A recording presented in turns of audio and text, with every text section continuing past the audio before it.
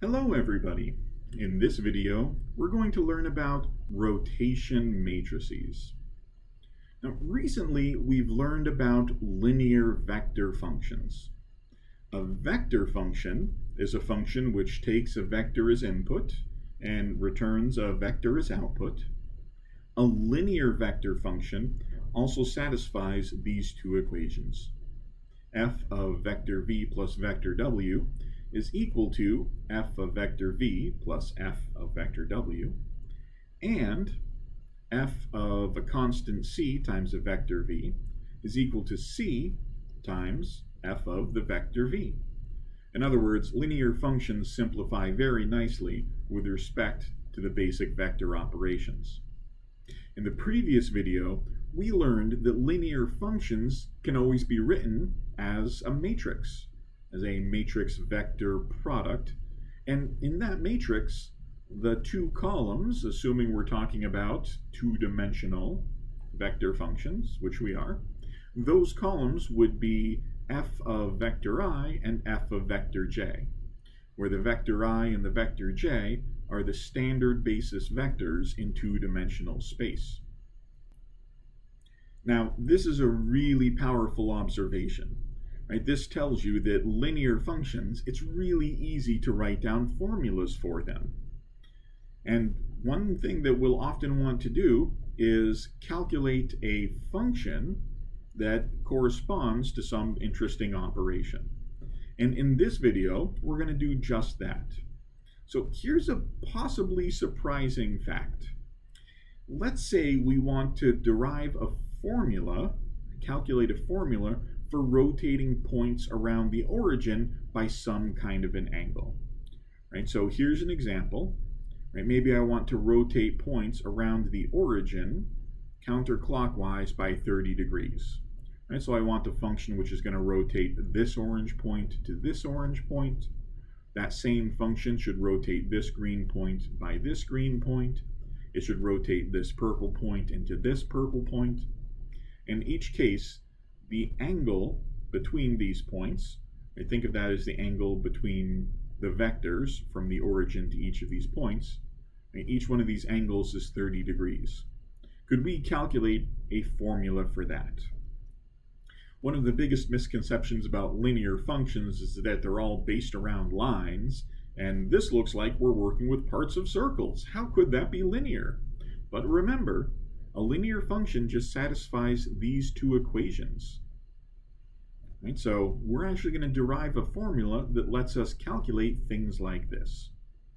And just as a side note, when we talk about rotating points around the origin, the distance of a point to the origin does not change when you rotate it around. So here's the strategy we're going to use to derive this formula, but you could use the same strategy to derive formulas in lots of cases. The first and most important step is to show that rotation is a linear function. In other words, we have to explain why rotation satisfies those linearity equations. Then, once we do that, once we've established that rotation is linear, we need to find the values of f of vector I and f of vector j in terms of some angle theta. Whatever the values of those two vectors are, those are going to be the columns of the matrix corresponding to rotation. And that's going to be very cool, because when we're done, for any value of theta, we're going to be able to calculate a matrix that can be used to rotate any point around the origin by that angle. Right? So there's a matrix which rotates by 30 degrees, one that rotates by 45 degrees, one which rotates for 127 degrees. Any value of theta which you can imagine, we're going to figure out a formula which tells us the corresponding matrix. Right? So here is first step is to explain why rotation satisfies those two equations. We'll take them one at a time. Let's let capital F denote our rotation function. Right? It's rotating all points around the origin by some constant amount. And first, let's verify this equation. that f of c times v is equal to c times f of v. Why is this true? And it's a little bit tricky if we don't have a formula to base it off of, so we'll reason by picture here. Let's start off with this vector v. Let's say the vector v makes an angle alpha with the x-axis. Right, if we multiply the vector v by a constant c, right, that makes the vector longer, but it does not change the direction. It doesn't change this angle. So the vector v and c times the vector v, they both have this same angle alpha. Now, if we rotate these points using that function f, and maybe let's assume that f is rotating by an angle theta, right? So it'll rotate the vector v into this position f of v, and it will rotate c times v to this new position f of c times v. Right, before, each one of these vectors made an angle alpha with the x-axis, but we're increasing that angle by theta in both cases.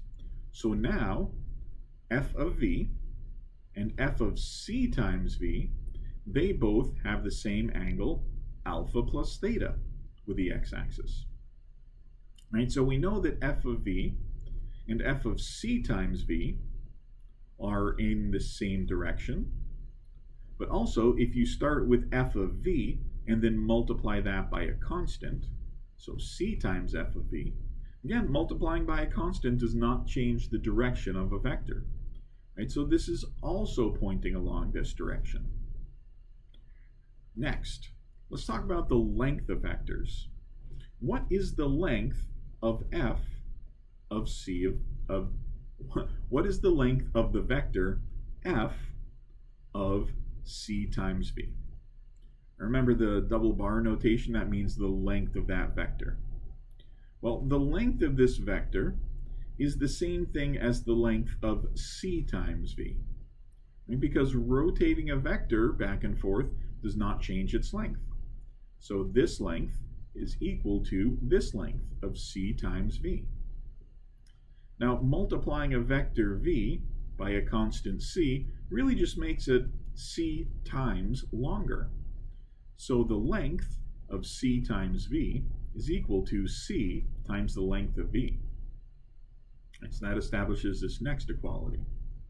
Now the length of v, if we take v and then rotate it to f of v, rotation does not change the length, so I can switch the length of v with the length of f times v.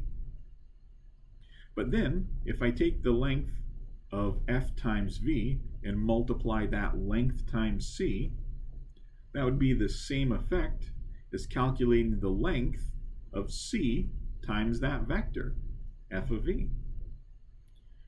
So, that the first, we had the length of f of c times v. At the end, we have the length of c times f of v. And so this is interesting. These two expressions, f of c times v and c times f of v, we know they have the same direction, right? They both make that same angle, alpha plus theta, with the x-axis, and they have the same length. That means they must be pointing to exactly the same point. In other words, these two vectors coincide. These two vectors are equal. And that's why f of c times v is equal to c times f of v. Whew. That establishes that first equation. Let's look at the other equation. Why does f of v plus w equal f of v plus f of w? And to make this a little bit simpler, let's define a new vector. Let's say u is equal to v plus w. So when we first started learning about vector operations, one interesting fact is that if you take a look at the following 4 points, look at the origin, which I'll write as the vector 0, 0, the vector v, so this point here, the vector w, which indicates this point here, and then the vector u, which is v plus w, that's this point here. These 4 points determine the vertices of a parallelogram. Right? Because of the way vector addition works, you could think of taking this vector v.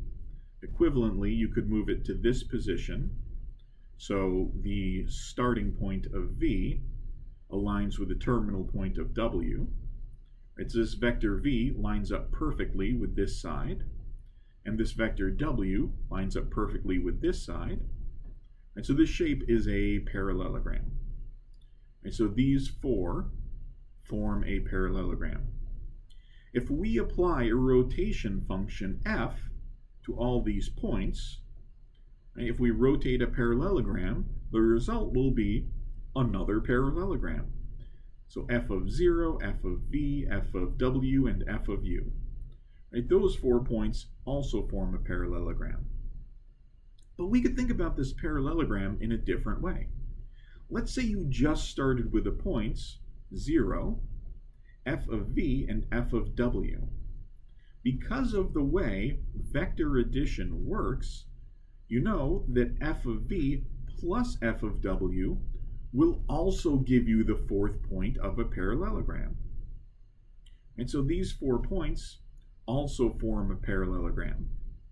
And the vector 0 is really the same thing as the vector f of 0.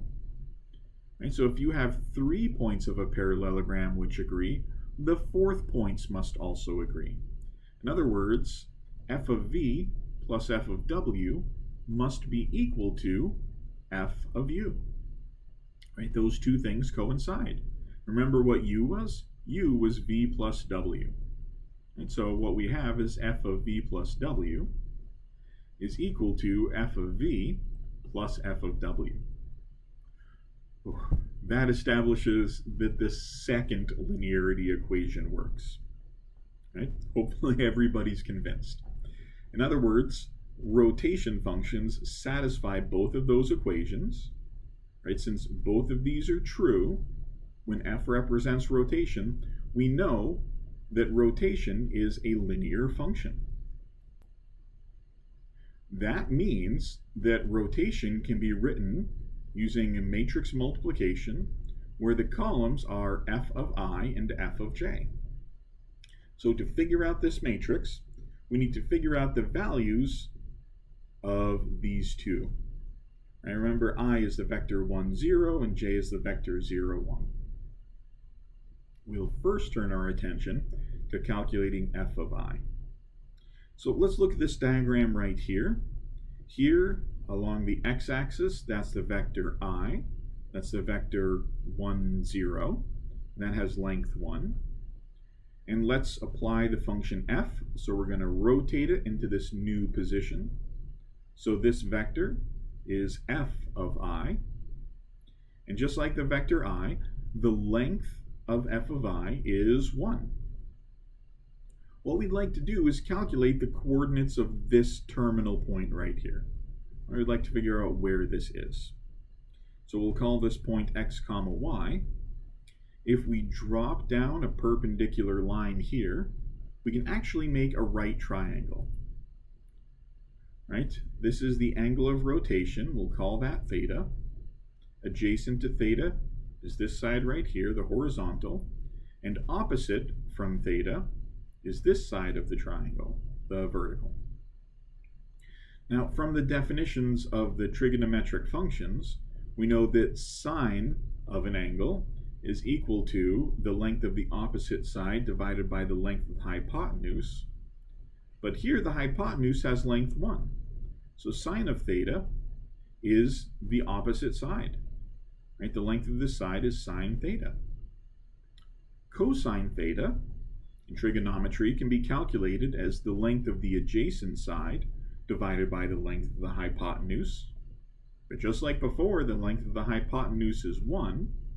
And dividing by 1 leaves you with the original number. So cosine theta equals the length of the adjacent side. So this point, whose coordinates we wanted to calculate, right, x is how far across you go. That's the length of the adjacent side, which we just reasoned is equal to cosine theta. The y coordinate, that's how high up you go. that's the same thing as the length of the opposite side of the triangle, right, opposite this angle. We just reasoned that the opposite side is equal to sine theta. Right, so that tells us what the coordinates of this point are. This vector that starts from the origin, that vector is cosine theta sine theta, and so that will be the first column of our matrix. To figure out the second column, we'll draw a very similar diagram, but we're going to focus on the standard basis vector j. So here is the other diagram we need. Starting with the basis vector j, that's the vector 0, 1, so it points up along the y-axis. Again, we want to apply some rotation function, so we'll rotate it through an angle theta. And that brings us to a new vector, f of j. Just like the vector j has length 1, f of j also has length 1. And again, we're going to create a triangle. But since I'm interested in this angle theta right here, I do not want to drop a perpendicular down. I'd like to drop a perpendicular across. I guess I shouldn't use the word drop in that case. But draw a perpendicular going across, so this angle theta of interest is inside our triangle. And then, now this side, the horizontal, is opposite from the angle, and this side of our right triangle is adjacent to our angle. We'd like to calculate the coordinates of this point, the end point of the vector f of j. So if those coordinates are x, y, x is how far we go along the x-axis, but notice we're going in the negative x direction by the length of the opposite side. So the x-coordinate of this point is negative opposite length. The y-coordinate, how high up we go. In this case, it's the length of the adjacent side of the triangle. So y is adjacent. Now, the exact same reasoning we used before still holds here. Because we have a right triangle and the hypotenuse, right, the side opposite the right angle, the hypotenuse has length 1. That means that sine theta is the length of the opposite side, and cosine theta is the length of the adjacent side. Therefore, f of j has coordinates negative sine theta, and the y is cosine theta. And that tells us the second column of our matrix. Ooh, so let's put that all together. So to come up with a formula for rotating points, right, that formula, f of any vector v, we know it's going to be some matrix A times the vector v. And we know in that matrix A, the columns are the values of the vectors f of I and f of j. F of I, we determined that was the vector cosine theta sine theta, and f of j we just calculated to be negative sine theta cosine theta. So, in order to rotate points around the origin, and we're rotating counterclockwise by some angle theta, you would take your value of theta, the angle you want to multiply, you'd plug it in for each one of these entries to get some numbers, and then you could multiply this matrix times, well, whatever point you wanted to rotate. That's it. Let's do some examples. And once you have this formula, it's really powerful and pretty quick going. So for example, let's say we want to rotate points by 30 degrees around the origin. The first thing I want to do is calculate the formula. So I'll take this matrix and plug 30 degrees in for theta. And then I'll figure out what number each one of these are. Now 30 degrees is one of those angles which you might have the values of sine and cosine memorized. They follow a really nice pattern. And so the sine of 30 degrees is 1/2. the cosine of 30 degrees is radical 3 over 2. You can fill out these other numbers as well. So to rotate a point by 30 degrees, you could multiply it by this matrix. So for example, here's a point 4, 3. And maybe it's this point right here in the xy plane.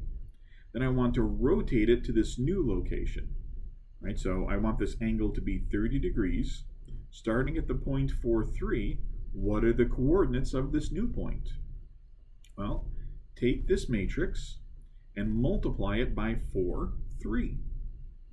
Right, here's the calculation you would do. And you could write it as an exact answer, which might not be very illuminating when you want to graph. So feel free to use a decimal approximation. Right, that would help you not only graph it, but to give you an estimate as to whether it seems approximately right. In this case, let's see, 4, 3, rotating through 30 degrees. I could see that point as being 1.96, 4.6. That seems reasonable. And that's how you use this formula to rotate points. Now, the formula also works even if you don't know what these angles are exactly. For another example, let's say we want to do rotation by a very small amount. So let's say we want to rotate points by 10 degrees. This is going to be an approximation because we don't know the exact value of sine and cosine of 10 degrees. What you can do is type these into a calculator or a computer to figure out what their values are. And since I'm giving you degrees right here, make sure that whether you use a calculator or a computer, make sure it's in degree mode. The cosine of 10 degrees is about 0.98. The sine of 10 degrees is about 0.17.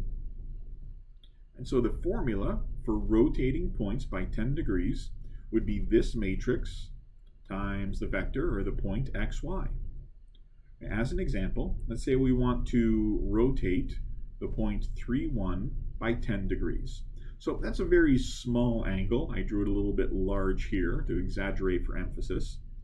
But here we're taking the point 3, 1 and we're just rotating it a little bit, kind of counterclockwise around this axis by an angle of 10 degrees. What is this new point?